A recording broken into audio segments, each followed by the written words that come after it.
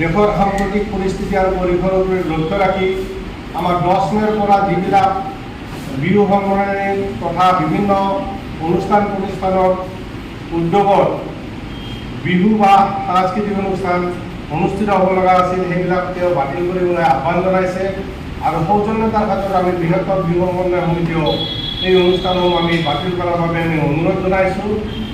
লগতে ইতিমধ্যে আমাক জনাইছে বৃহত্তৰ পাথৰ কুঁৱৰীৰ ভোগালী উৎসৱ উদযাপন সমিতিৰ সাংস্কৃতিক সম্পাদক মনোজ ডেকাই তেওঁলোকে সভা পাতি পেলাই তেওঁলোকৰ যি দুদিনীয়া বিহু আছিল সেই বিহু বাতিল কৰিছে আৰু নৱগ্ৰহক তেওঁলোকক বিহু বাতিল কৰিছে। মঠঘৰীয়া বিহু সন্মিলন তেওঁলোকক বাতিল কৰিছে। জয়ানগৰত তাত তেওঁলোকক বাতিল কৰাৰ একেবাৰে সিদ্ধান্ত গ্ৰহণ কৰিব। তেনেকৈ নুনমাটিতো আছে।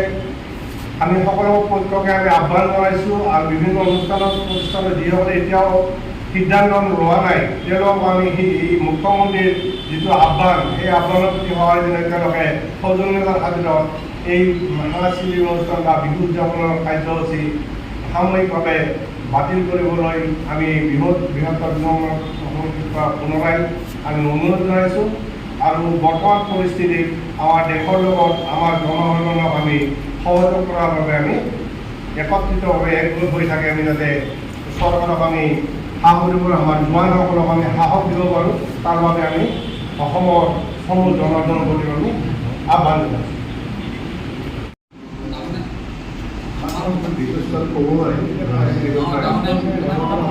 আমাৰ সকলো সমিতিত আচলতে বহাগৰ ভিতৰত যিখিনি বিহু আমি উদযাপন হয় সেইখিনিয়ে আমাক অন্তৰ্ভুক্ত।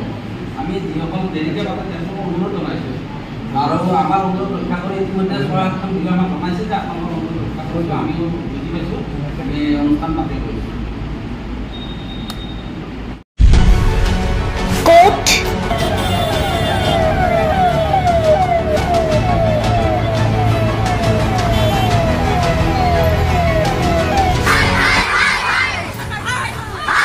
কিয় কেনেকৈ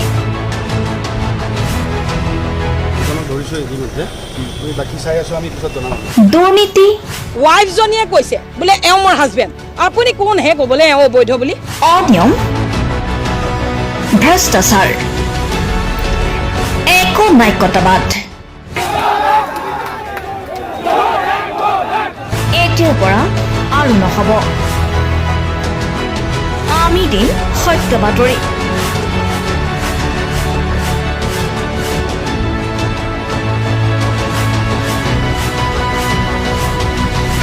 নিজকে সংস্থাপিত কৰাৰ বাবে শুদ্ধ ৰূপত নিৰ্ভীক নিৰপেক্ষতাৰে আমি সাজু। অসমৰ উন্নয়নমূলক যাত্ৰাই আজি এক নতুন দিগন্তত ভৰি দিছে।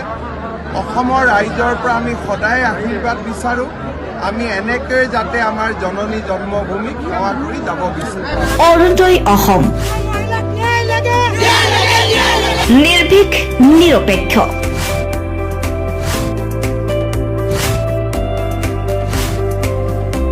ৰাইজৰ বাবে ৰাইজৰ পক্ষত অৰুণোদয় অসম।